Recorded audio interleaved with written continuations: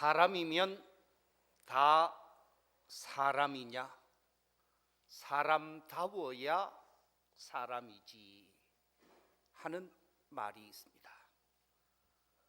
이 말 속에서 사람다운 사람, 사람다운 사람이라고 하는 말은 잘생긴 사람을 두고 말하는 것이 아니죠.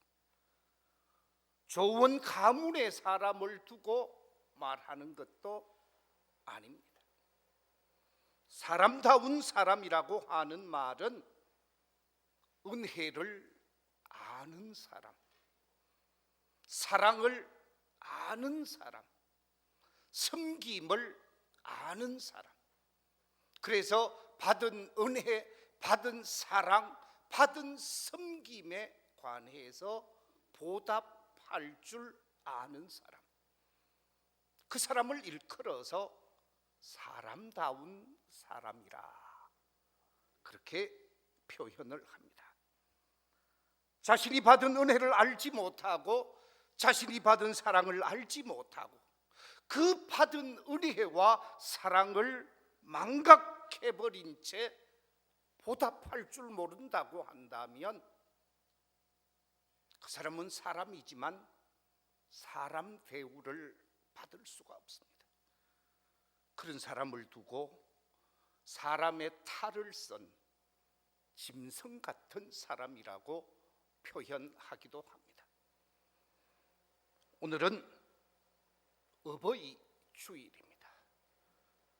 내게 베풀어 주신 어버이의 그 사랑, 그 은혜, 그 희생을 기억하면서 어버이를 섬기고 받들고 어버이를 공경하고자 하는 이 어버이 주일을 맞이하면서 부모님을 즐겁고 기쁘게 합시다 하는 제목을 가지고 말씀의 은혜를 나누고자 합니다. 저를 한번 따라해 주시면 감사하겠습니다. 즐겁고 기쁘게 합시다. 한 번 더 하겠습니다. 즐겁고 기쁘게 합시다. 이 자리에 계신 우리 모든 믿음의 가족들이 나의 부모님과 어르신들을 즐겁게 해드리는 믿음의 가족들, 기쁘시게 하는 믿음의 가족들이 되시기를 우리 주님의 이름으로 축원합니다. 남은 인생을 즐겁고 기쁘시게 살아야 하는 어르신들인데 즐겁고 기쁘게 살기보다는 힘들게 우울하게 삶을 살고 있지는 않은지 우리의 어른을 돌아볼 수 있었으면 좋겠습니다. 수년 전에 있었던 사건입니다.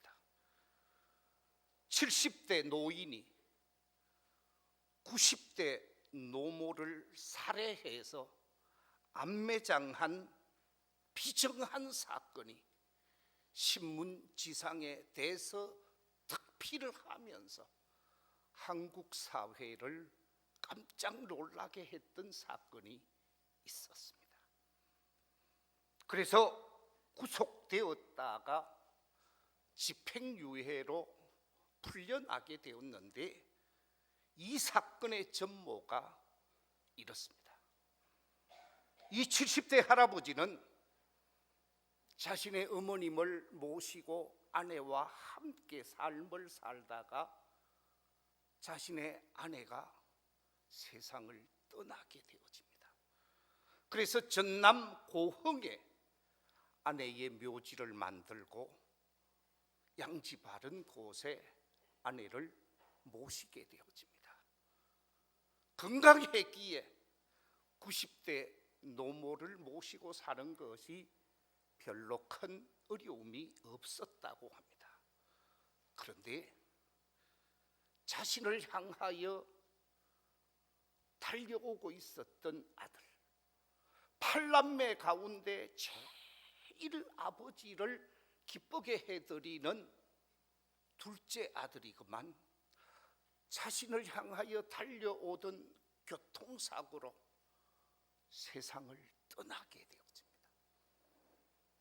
자신이 믿고 자신이 의지하고 자신이 사랑했던 아들이 교통사고로 비극적인 죽음을 맞이하게 되어지니까 이 아버지의 마음에 큰 상심이 되어졌습니다. 아들 잃은 서러움에 평상시 드시지 않던 술을 계속 깡소주를 먹었다고 합니다. 2달 정도 술로 살다가 그만 속이 탈이 나고 말았습니다. 위장병이 걸리게 되어지고 자신의 몸도 온전히 가누지 못하는 환자가 되어졌습니다. 90 노모를 모시고 살던 이 70 중반의 어른이 동생에게 어머니를 부탁하게 되어집니다. 그런데 동생은 어머니를 모시고자 하지 않습니다. 자신의 어머니를 누구도 모시고자 하지 않으니까 자신의 8남매 가운데 큰아들 집에 들어가게 되어집니다. 90 노모를 모시고 몸이 온전치 못한 자신이 큰아들 집에 들어가서 살게 되어지는데 한 달 정도 사는 동안에는 별로 문제가 없더랍니다. 그런데 한 달이 지나고 난 다음부터 아들하고 며느리하고 계속 찌그럭 소리가 나는 거예요. 저녁만 되면 회사에서 퇴근해 오기만 하면 옆방에 어머니하고 할머니가 계심에도 불구하고 2내외가 싸움을 하는데 아버지 때문에 할머니 때문에 그렇게 싸우더라는 거예요. 이 집에 더 이상 못 있겠다 생각하고 다른 아들 집에 가려고 합니다. 다른 아들이 오라소리를 안 하는 거예요. 8남매 가운데 그 누구도 자신과 어머니를 모시고자 하려고 하는 사람이 없습니다. 자신도 건강이 좋지 못하고 어머니도 정신이 온전하지 못한데 2 어른이 가서 살 데가 없는 거예요. 어머니를 모시고 아내의 무덤이 있는 전남 고흥으로 가게 되어집니다. 아내의 무덤을 보면서 통곡을 하게 되어집니다. 우는 아들을 달래는 어머니, 또한 우는 아들에게 손주들의 안부를 묻는 이 노모의 목을 조르기 시작합니다. 그 자리에서 어머니를 세상 떠나게 합니다. 그리고 자신의 아내 곁에 어머니를 모시게 되어지고 자신도 죽고자 했지만 죽기가 쉽지 않았다고 합니다. 그래서 이 사건이 세상에 알려지게 되어지고 세상에 알려지면서 재판을 받게 되어지는데 자신과 90 노모를 8남매의 자녀들이 아무도 모시려고 하지 아니하니까 이와 같이 극단적인 선택을 하게 되어진 칠순 어른의 가슴 아픈 사건을 재판부에서 이해를 하고 집행유예로 그 어른이 풀려나게 되어진 것이 신문에 나게 되어졌습니다. 사랑하는 성도 여러분, 저는 이 사건을 시간이 꽤 되었지만 잊어버릴 수가 없습니다. 혹 우리의 가정 속에, 우리 성도들의 가정 속에 어른들이 이런 대우를 받고 있지는 않을까. 믿음의 길을 걸어가고 하나님을 섬기며 부모님을 섬기는 자녀들이 혹 이런 모습을 보여주지는 않을까. 가슴 조이며 교회를 섬기고 있습니다. 오늘 어버이 주일을 맞이하면서 우리 자녀들이 과연 부모님을 어떻게 즐겁게 하고 어떻게 기쁘시게 해야 할 것인가? 오늘 본문 속에서 부모님을 기쁘시게 하고 부모님을 즐겁게 할 수 있는 아름다운 삶의 지혜를 우리에게 가르쳐 주고 있습니다. 그 삶의 지혜가 무엇인가? 오늘 본문 속에 보니까 우리의 부모님을 즐겁게 하고 기쁘게 하는 길은 첫째, 우리의 자녀들이 지혜로운 마음을 가질 때라고 본문 15절에서 말씀해 주고 있습니다. 자, 여러분, 오늘 본문 15절 말씀 우리 같이 한번 읽어보겠습니다. 시작. 내 아들아, 만일 네 마음이 지혜로우면 나 곧 내 마음이 즐겁겠고, 아들의 마음이 지혜로우면 어버이의 마음이 즐겁겠고 하나님의 마음이 즐겁겠다고 표현하고 있습니다. 여기서 말하고 있는 지혜로운 마음, 이 지혜라고 하는 말은 히브리어에서 호크마라고 하는 단어를 사용하고 있습니다.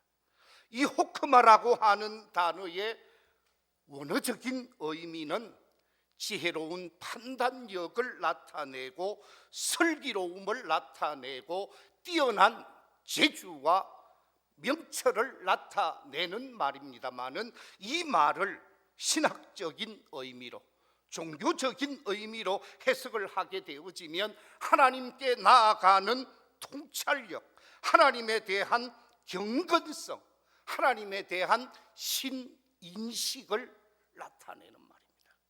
정리하면 하나님을 바로 알고 하나님께 나아가서 하나님을 섬기고 하나님을 예배하고 하나님을 잘 받들어 모시며 사는 삶이 지혜로운 마음의 소유자라는 말씀입니다. 그렇습니다.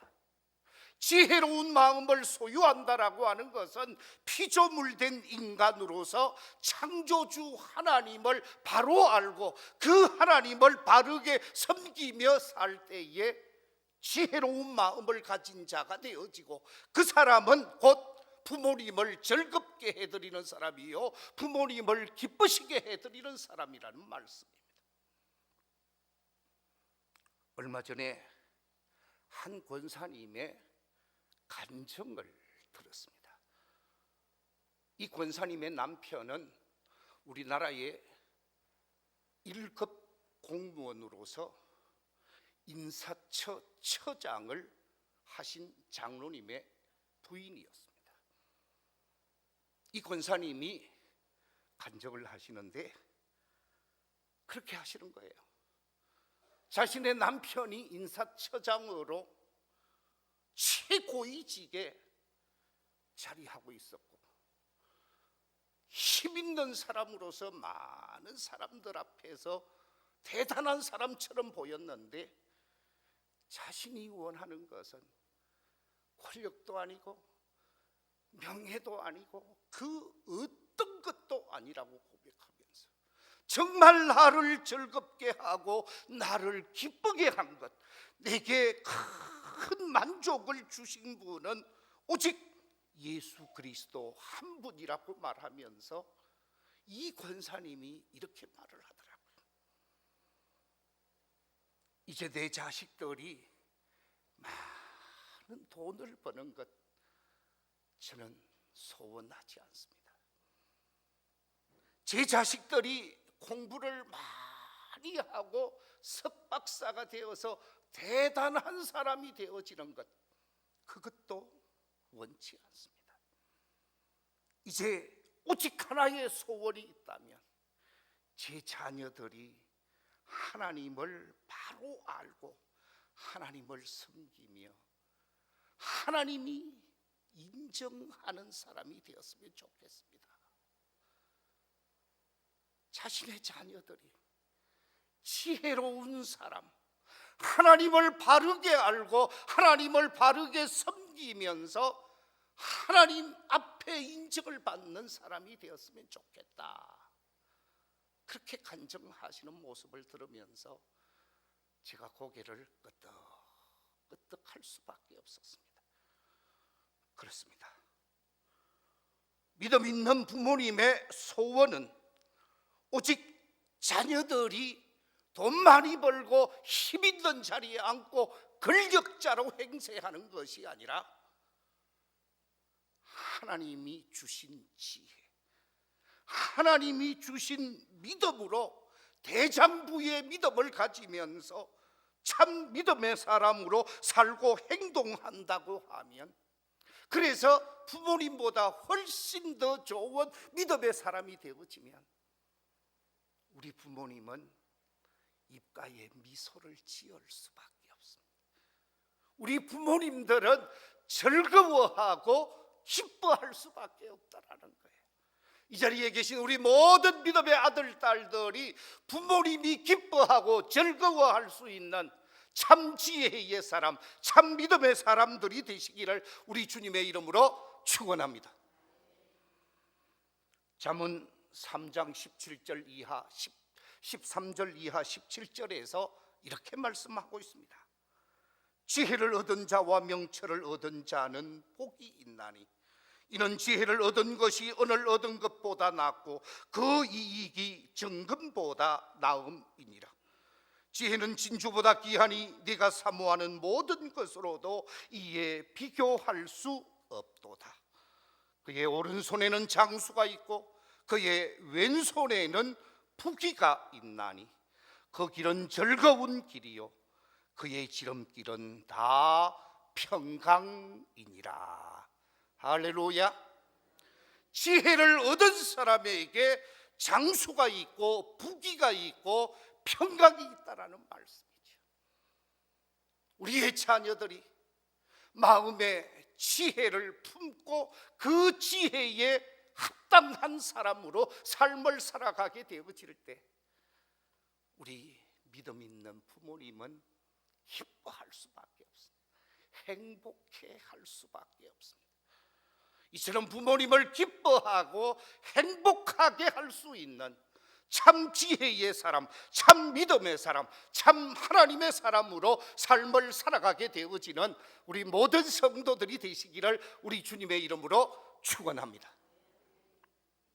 두 번째, 부모님을 즐겁고 기쁘게 해드리는 방법이 무엇인가? 오늘 본문에 보니까 정직한 말을 하고 정직한 삶을 살 때 부모님은 즐겁고 기쁠 수밖에 없다고 오늘 본문이 우리에게 말씀해 주고 있습니다. 오늘 본문 16절 우리 같이 한번 읽어보겠습니다. 시작. 만일 네 입술이 정직을 말하면 내 속이 유쾌하리라. 여기서 유쾌하다라고 하는 말은 즐겁다라는 말이요, 기쁘다라는 말이요, 춤을 추고 싶다라고 하는 말이에요. 기쁠 수밖에 없고 즐거울 수밖에 없고 행복할 수밖에 없는 것은 자신의 아들, 딸들, 자신의 사랑하는 자녀들이 언제 어디서나 정직한 삶을 사는 것이라고 말하고 있습니다. 내 자녀들이 나를 많은 돈을 안겨주기에 나는 유쾌합니다. 성경은 그렇게 말하고 있지 않습니다. 자신의 자녀가 정직하게 진실하게 삶을 살아가는 모습을 보고 그 부모님은 즐거울 수밖에 없고 행복할 수밖에 없다라는 것이죠. 여러분, 지금 우리가 살아가고 있는 이 삶의 현장이 어떻습니까? 정직한 삶을 살아가는 것이 결코 쉽지 않습니다. 정직하게 살면 따돌림을 당하고, 정직하게 살면 융통성이 없다고 말을 하고, 정직하게 살고자 하면 세상으로부터 외면당할 수 있는 세상이 오늘날입니다. 이런 세상 속에서 하나님의 자녀들을 향하여 정직하게 살 때 기쁠 수밖에 없고 행복할 수밖에 없다고. 그래서 세상은 다 부정직하게 비진실되게 삶을 산다 할지라도 하나님의 자녀들은 정직하게 살아야 할 것을 말씀하고 있습니다. 금모술수를 부리고 적당히 타협하면서 승진하고 발전하고 잘 나가는 것, 그거 좋아하지 말라고 오늘 본문 17절이 말하고 있습니다. 본문 17절에 네 마음으로 죄인의 형통을 부러워하지 말고 항상 여호와를 경외하라. 정직하게 살면서 하나님을 경외하는 사람이 되어져야 하는 것이지, 잘 나간다고 세상 사람들이 바라보기에 정말 형통하게 삶이 펼쳐진다고 그거 좋아하지 말라라는 거예요.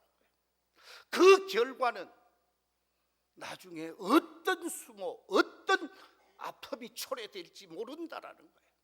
하나님 앞에 가서 결코 칭찬받을 수가 없다라는 것입니다.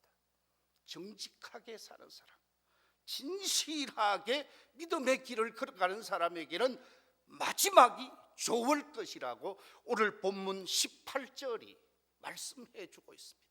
오늘 본문 18절 같이 한번 읽어보겠습니다. 시작. 정령이 네 장래가 있겠고 네 소망이 끊어지지 아니하리라. 할렐루야. 하나님 앞에 정직하게 삶을 사는 사람, 부모님 앞에서 정직한 사람으로 인정받으며 삶을 사는 사람, 그 사람의 장래는 완전히 시온의 대로로 열려진다라는 말씀입니다. 그가 가지는 소망은 결코 쇠하지 아니하고 없어지지 아니한다라는 거예요. 그렇습니다.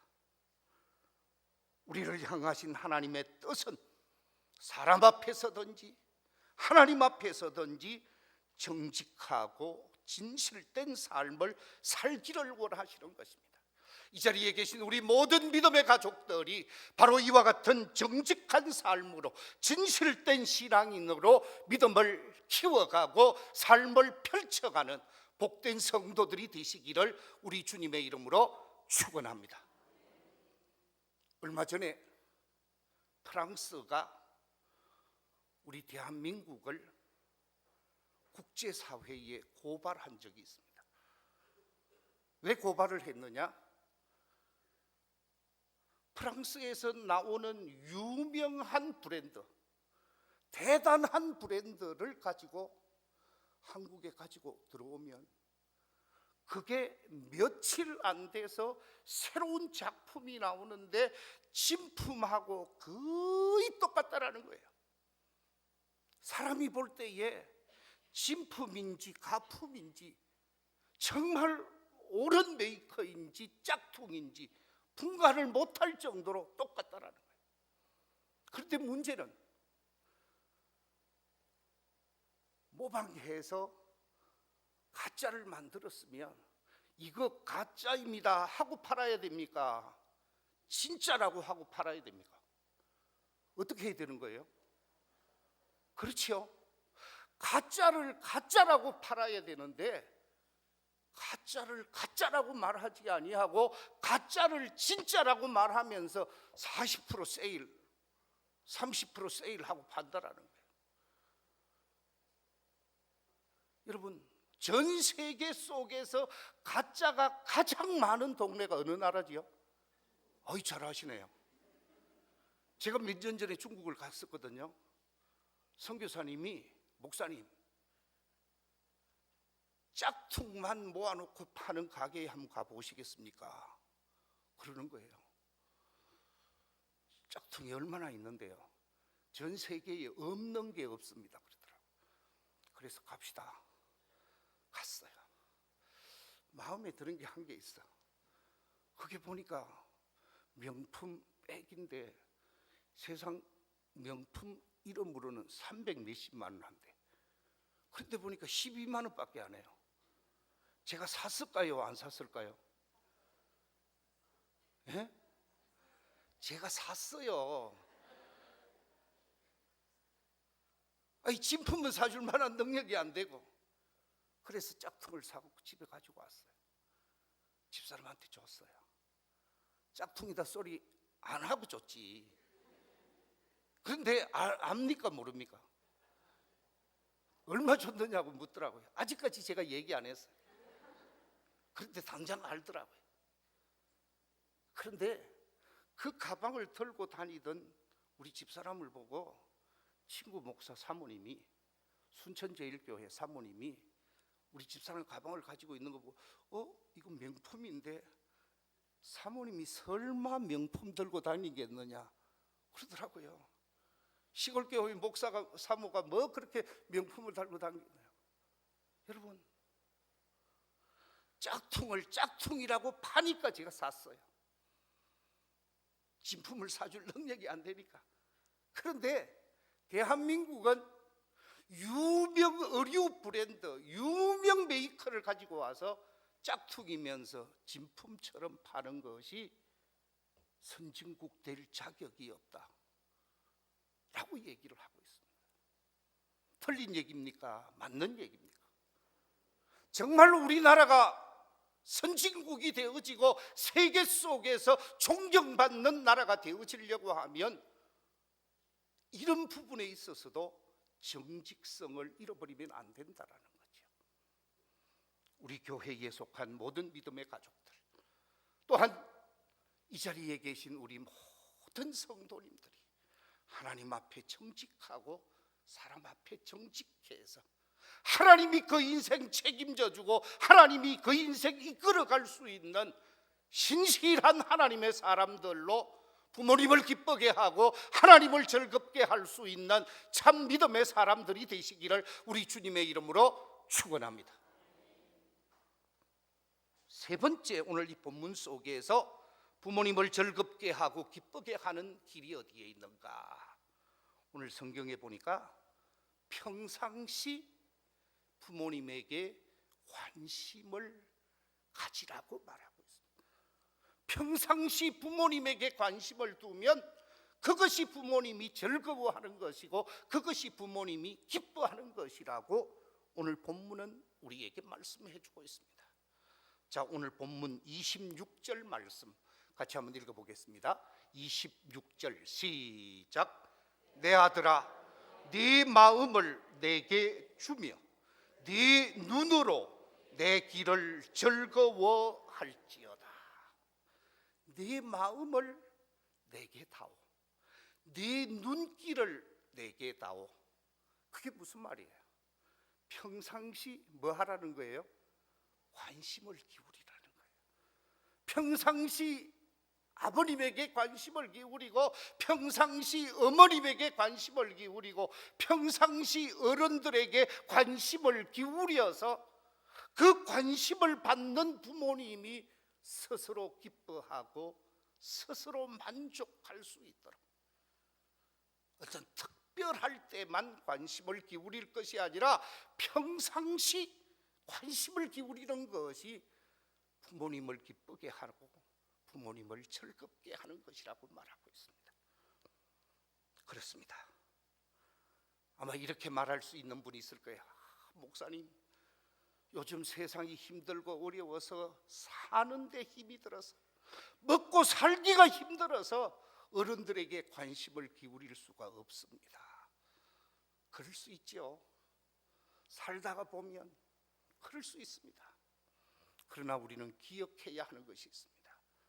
무엇을 기억해야 하는가? 우리의 아버지, 우리의 어머니는 영원히 내 곁에 있지 않는다라는 사실. 언제 갑작스럽게 이 세상을 떠나가 버린다라는 사실입니다. 중국 한시에 보면 이런 한시가 있습니다. 수욕 정의 풍부지, 자욕 양이 침부대. 무슨 얘기입니까? 수욕정이라 나무가 좀 고요하게 흔들리지 않고 그냥 조용히 있고 싶은데 풍부지, 바람이 그냥 두지 않는다라는 거예요. 바람이 막 몰아치니까 나무가 흔들릴 수밖에 없듯이 자욕양이, 아들이 아버지 어머니를 잘 봉양하고 싶고 효도하고 싶은데 친부대라, 부모님이 이 세상 속에 머물지 않고 어느 날 떠나가 버린다라는 거예요. 기다려주지 않는다라는 거예요. 내가 부자가 되고 내가 권력자가 되고 내가 힘 있는 사람이 되어서 아버지 효도할 수 있는 때가 올 때까지 기다려주지 않는다라는 거예요. 그렇습니다. 저도 그렇더라고요. 지금 정도만 되어도 제가 아버지 한번 잘 모실 긴데, 제 나이 30대 초반에 저희 어른이 세상을 떠나셨습니다. 늘 어버이날이 돌아오게 되어지면 아버지 해외도 한번 못 보내드린 것이 얼마나 가슴이 아픈지 모르겠습니다. 여러분, 우리 아버지 어머니 내가 효도할 때까지 기다려주지 않습니다. 지금 관심을 기울여라는 거죠. 지금 사랑을 하라는 것입니다. 지금 섬기라는 것입니다. 과거 우리가 했던 것처럼 죽고 나서 3년 상한다고 그 가정이 잘 되고 그 아들이 효자가 되는 길이 아니에요. 제사상에 문어대가리 올려놓는다고 그게 무슨 효자입니까? 과일 올려놓는 게 효자가 아니에요. 정말로 효자는, 정말로 부모님을 기쁘시게 하는 사람은 지금 잘하는 거예요. 우리 유행가 보면 그런 유행가가 있습니다. 있을 때 알기는 잘하네. 여러분, 있을 때 잘해라고 하는데 살아계실 때, 우리 부모님 살아계실 때 우리 자녀들 부모님 잘 섬기십시오. 그래서 부모님 행복할 수 있도록, 내가 낳은 내 아들 딸들, 내가 너희들 때문에, 내가 너희들 때문에 행복하다고 말할 수 있도록 부모님을 즐겁게 하고 기쁘시게 하십시오. 우리 주님은 말씀합니다. 눈에 보이는 부모, 육신의 부모님도 옳게 못 모시면서 하나님을 섬긴다고 하는 것은 거짓말이라고 말을 합니다. 부모님 잘 섬기되 즐겁게 하고 기쁘게 하면서 참 신앙인으로 하나님께 영광을 돌리는 우리 모든 믿음의 가족들이 되시기를 우리 주님의 이름으로 축원합니다. 기도하겠습니다.